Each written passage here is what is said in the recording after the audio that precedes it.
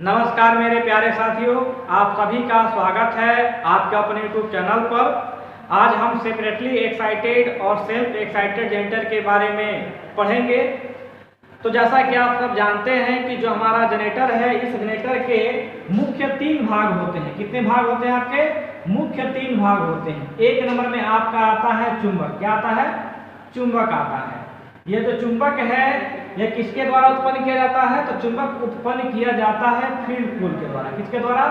Field पोल के द्वारा जो है कि चुंबक उत्पन्न किया जाता है। 2 नंबर में आपका आता है आर्मेचर। क्या आता है? 2 नंबर में आता है आर्मेचर। और 3 नंबर में आपकी आती है यांत्रिक शक्ति। क्या आती है आपकी? यांत्रिक शक्ति या यांत्रिक ऊर्जा। अब यहाँ पर ध्यान दीजिएगा, हमारे जनरेटर में मुख्य 3 भाग होते हैं। एक आपका हो गया चुंबक। तो जो चुंबक है यह फील्ड पोल के द्वारा उत्पन्न किया जाता है। 2 नंबर में है आपका आर्मेचर। तो आर्मेचर क्या है? तो आर्मेचर जो है यह कंडक्टर का समूह है। किसका समूह है? कंडक्टर का समूह, यानी कई सारे तारों को मिला करके हम लोग क्या करते हैं? आर्मेचर बनाते हैं। और 3 नंबर में है आपका यांत्रिक ऊर्जा। तो यह यांत्रिक ऊर्जा हम लोग पवन चक्की के रूप में या डीजल इंजन के रूप में या वाटर टरबाइन के रूप में हम क्या करते हैं? उत्पन्न करते हैं। अब जो हमारा ये चुंबक हो गया, ये जो है चुंबक यानी कि फील्ड पोल। तो फील्ड पोल होता क्या है? तो फील्ड पोल एक प्रकार का विद्युत चुंबक होता है। क्या होता है आपका? एक प्रकार का विद्युत चुंबक होता है।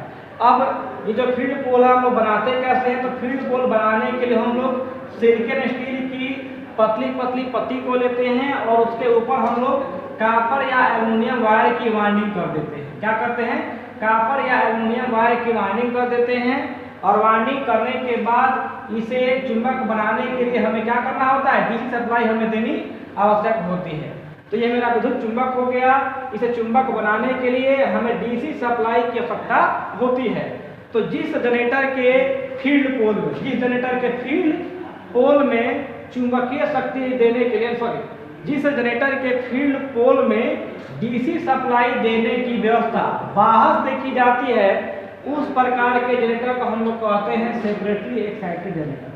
फिर से एक बार याद रखिएगा, जिस जनरेटर के फील्ड पोल को उत्तेजित करने के लिए डीसी सप्लाई देने की जो व्यवस्था होती है या बाहर से होती है, उस प्रकार के जनरेटर को हम लोग कहते हैं सेपरेटली एक्साइटेड जनरेटर। और जिस जनरेटर के फील्ड पोल को उत्तेजित करने के लिए डीसी सप्लाई जो है देने की व्यवस्था उसके अंदर कर दी जाती है, उस प्रकार के जनरेटर को हम लोग कहते हैं सेल्फ एक्साइटेड जनरेटर। तो सेल्फ एक्साइटेड जो जनरेटर होता है, इसके फील्ड पोल को उत्तेजित करने के लिए यानी कि चुंबकित करने के लिए हमें जो डीसी सप्लाई चाहिए, वह डीसी सप्लाई हम लोग जनरेटर के अंदर क्या कर देते हैं? व्यवस्था कर देते हैं। अब जो हमारा सेल्फ एक्साइटेड जनरेटर है, यह 3 प्रकार के होते हैं: सीरीज, शंट और कंपाउंड। और जो आपके कंपाउंड जनरेटर हो कई प्रकार के होते हैं। तो फिलहाल हम चर्चा करेंगे सीरीज जनरेटर, शंट जनरेटर और कंपाउंड जनरेटर के बारे में। उसके बाद हम कंपाउंड जनरेटर के प्रकार के बारे में चलेंगे। तो जो हमारा सीरीज जनरेटर होता है, कौन जनरेटर आपका? जो हमारा सीरीज जनरेटर होता है, तो यह सीरीज जनरेटर जो हमारा होता है, तो सीरीज जनरेटर में आपके 3 पार्ट होंगे। कितने पार्ट होंगे? 3 पार्ट होंगे। तो 1 नंबर में जो आपका आगे इसे हम लोग कहते हैं मैग्नेट। क्या कहते हैं? मैग्नेट कहते हैं। ये जो मेरा मैग्नेट होगा या जो मेरा ये पोल होगा, क्या होगा? पोल या मैग्नेट। ये जो मेरा पोल है, यह पोल हमारा जो होगा मोटे तार का बना होगा। किसका बना होगा? मोटे तार का बना होगा। पोल यानी कि फील्ड पोजिशन कहेंगे। क्या कहेंगे हम लोग? फील्ड पोल कहेंगे। तो मेरा फील्ड पोल कैसा होगा? तो फील्ड पोल जो मेरा होगा यह मोटे तार का होगा और कम टर्म का होगा। मोटे तार का होगा और कम टर्म का होगा। उसमें जो आपका दूसरा पार्ट होगा, उस पार्ट को हम लोग कहेंगे आर्मेचर। क्या कहेंगे? आर्मेचर कहेंगे। तो जो हमारा आर्मेचर होगा, यह सिलिकॉन स्टील की पतली पतली पत्ती को स्टैपिंग किया गया होगा और उसके ऊपर खांचे होंगे और उन खांचों के ऊपर हम लोग क्या करते हैं? कॉपर या एल्युमिनियम वायर का हम लोग वाइंडिंग कर देते हैं। बात समझ में आ गई? जब हम वाइंडिंग कर देते हैं तो यह बन जाता है आपका आर्मेचर। क्या बन जाता है? आपका आर्मेचर बन जाता है। तो हमारे सीरीज जनरेटर में 2 आपके पार्ट हो गए। यहाँ पर देख रहे हैं आप लोग। एक पार्ट को हम लोग कहेंगे फील्ड पोल, दूसरे पार्ट को हम लोग कहेंगे आर्मेचर। बात समझ में आ गई? तो डीसी सीरीज जनरेटर में क्या होता है?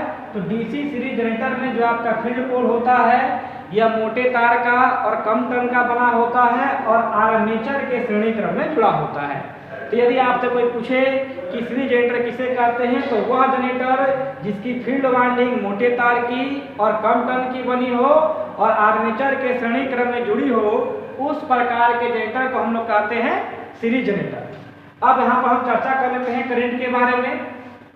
तो यहाँ पर हमें क्या चाहिए, तो यहाँ पर हम कोई लोड देते हैं। क्या देते हैं? लोड देते हैं। लोड का मतलब हो गया कि हम बल्ब और मोटर हमको जो ऐड करना है, जो चीज़ हमें चलाना है या जिस चीज़ में हमको सप्लाई देनी है, वो चीज़ क्या करेंगे, इस पॉइंट पर हम ला करके जोड़ देंगे। बात समझ आ गई?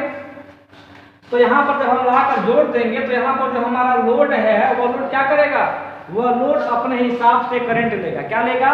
करंट लेगा। तो यहाँ पर जो लोड हमारा अपने हिसाब से करंट लेगा, उस करंट को हम लोग कहते हैं लोड करंट। क्या कहते हैं?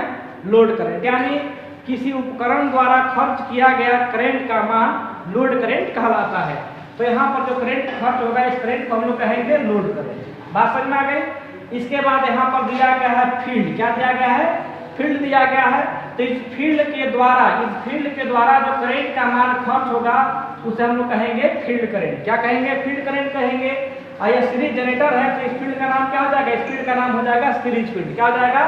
Series field. तो सीरीज फील्ड के द्वारा जो करंट खर्च किया जाएगा उसे हम लोग कहते हैं ISE। अब यहाँ पर आपका आ गया आर्मेचर। तो आर्मेचर में करंट उत्पन्न होगा और इसके अंदर क्या होगा, ये जो आर्मेचर है इसमें करंट उत्पन्न होगा और इसमें भी क्या है, आपके तारे हैं। तो क्या होगा, आर्मेचर में भी करंट का कुछ मान खर्च होगा। तो इसे हम लोग कहेंगे आर्मेचर करंट कहेंगे। क्या कहेंगे? आर्मेचर करंट कहेंगे। तो जो हमारा सीरीज जनरेटर होता है, सीरीज जनरेटर में आर्मेचर करंट जो होता है वह सीरीज फील्ड करंट के बराबर होता है और सीरीज फील्ड जो करंट होता है लोड करंट के बराबर होता है। तो यदि कोई आपसे पूछे कि सीरीज जनरेटर में आर्मेचर करंट, लोड करंट और सीरीज फील्ड करंट तीनों क्या होते हैं, तीनों करंट जो होते हैं वो आपस में क्या होते हैं, बराबर होते हैं। बराबर क्यों होगा? क्योंकि आर्मेचर में जो करंट उत्पन्न होगा वो करंट कहाँ जाएगा, सीरीज फील्ड में जाएगा और सीरीज फील्ड के बाहर कहाँ जाएगा, हमारे लोड में जाएगा। और ये क्या है, तीनों के तीनों जो आप देख रहे हैं ये जो है आपके तीनों के तीनों जो आपके ये पार्ट हैं क्या है, एक दूसरे से सीरीज के साथ ऐड है। तो सीरीज में क्या होता है, सीरीज में जो करंट का मान होता है, सीरीज में करंट का मान इक्वल होता है और समानांतर क्रम में करंट का मान क्या होता है, अलग अलग होता है। तो याद रखिएगा सीरीज जनरेटर में load current, series field current और आर्मेचर करंट तीनों करंट इक्वल होता है। अब चर्चा कर लेते हैं कि सीरीज जनरेटर का उपयोग हम लोग कहाँ करते हैं। तो सीरीज जनरेटर का उपयोग हम लोग करते हैं जो हमारे पायरेक्शन लाइन होते हैं। पायरेक्शन का मतलब होता है ट्रांसमिशन लाइन। तो जब हम लोग डीसी सप्लाई को ट्रांसमिट करते हैं तो ट्रांसमिट करने के क्रम में कुछ वोल्टेज ड्रॉप हो जाता है। जिस वोल्टेज ड्रॉप को पूरा करने के लिए हम लोग डीसी सीरीज जनरेटर को बूस्टर के रूप में यूज करते हैं। याद रखिएगा आपके डीसी पायरेक्शन लाइन में, डीसी पायरेक्शन लाइन का मतलब हो गया डीसी ट्रांसमिशन लाइन में वोल्टेज ड्रॉप की कमी को पूरा करने के लिए हम लोग डीसी सीरीज जनरेटर को बूस्टर के रूप में उपयोग करते हैं। दूसरा चीज, जो हमारा डीसी सीरीज जनरेटर होता है इसका टर्मिनल वोल्टेज लोड परिवर्तन के साथ परिवर्तित होता है। क्या होता है, लोड परिवर्तन के साथ परिवर्तित होता है। चौथा चीज आपको ये याद रखना है कि डीसी सीरीज जनरेटर को बिना लोड पर स्टार्ट नहीं करना चाहिए, विदाउट लोड पर स्टार्ट नहीं करना चाहिए। डीसी सीरीज जनरेटर को सदैव लोड देकर स्टार्ट करना चाहिए। क्यों? तो यहाँ पर देखिएगा, अब ये जो मेरा जनरेटर हो गया तो ये मेरा आर्मेचर हो गया। अब इस आर्मेचर में यह आपका सीरीज फील्ड हो गया। अब यदि हम यहाँ पर लोड नहीं देंगे तो क्या होगा, हमारे आर्मेचर में सप्लाई का मान जो उत्पन्न होगा वह सीरीज फील्ड में जाएगा और जाकर यहाँ पे आपका रुका हुआ है। तो जब तक फेज न्यूट्रल के साथ नहीं अटैच करता है, जब तक फेज सप्लाई न्यूट्रल के साथ अटैच नहीं होगी तब तक मेरा सर्किट पूरा नहीं होगा। तो जब तक यहाँ पर हम लोग क्या करेंगे, जब तक हम लोग यहाँ पर लोड को ऐड नहीं करेंगे तब तक क्या होगा, तब तक जनरेटर द्वारा उत्पन्न प्लस और माइनस क्या होगा, एक दूसरे से अटैच नहीं होगा। और जब एक दूसरे से अटैच नहीं होगा तो सर्किट पूरा नहीं होगा। इसलिए डीसी सीरीज जनरेटर को सदैव लोड देकर के स्टार्ट करना चाहिए। तो याद रखिएगा, डीसी सीरीज जनरेटर में load current, series field current और आर्मेचर करंट तीनों इक्वल होता है। सीरीज जनरेटर को सदैव लोड देकर स्टार्ट करना चाहिए और लोड परिवर्तन से सीरीज जनरेटर का टर्मिनल वोल्टेज घटता है और बढ़ता है। यानी कहने का मतलब ये हुआ कि यदि यहाँ पर लोड आपका 10 एम्पियर का है, कितने एम्पियर का है लोड हमारा 10 एम्पियर का है, तो उस वक्त वोल्टेज का वैल्यू मान लेते हैं कि 200 वोल्ट होगा।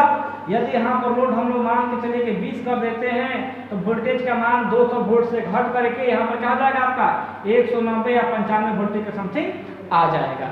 बात समझ आ गई। तो लोड परिवर्तन से वोल्टेज का मान क्या होता है, इसका घटता है। उपयोग कहाँ करते हैं, तो उपयोग करते हैं डीसी सीरीज जनरेटर का डीसी ट्रांसमिशन लाइन में वोल्टेज ड्रॉप को पूरा करने के लिए बूस्टर के रूप में।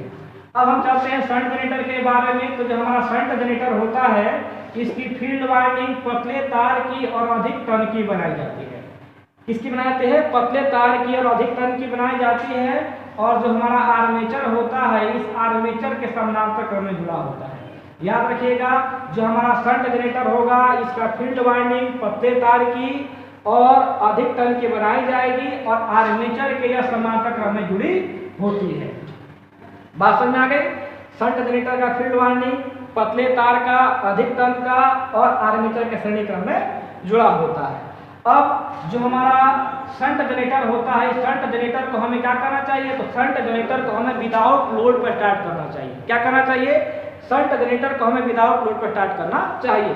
शंट जनरेटर को हमें विदाउट लोड पर क्यों स्टार्ट करना चाहिए, क्योंकि आर्मेचर द्वारा जो सप्लाई उत्पन्न होगी वह सप्लाई कहाँ जाएगी, वह सप्लाई जाएगी हमारे फील्ड में। कहाँ जाएगी, फील्ड में। तो जैसा कि आप जानते हैं जो आपका सेल्फ एक्साइटेड जनरेटर होता है तो सेल्फ एक्साइटेड जनरेटर का जो फील्ड होता है इस फील्ड में रेडियल मैग्नेट होता है।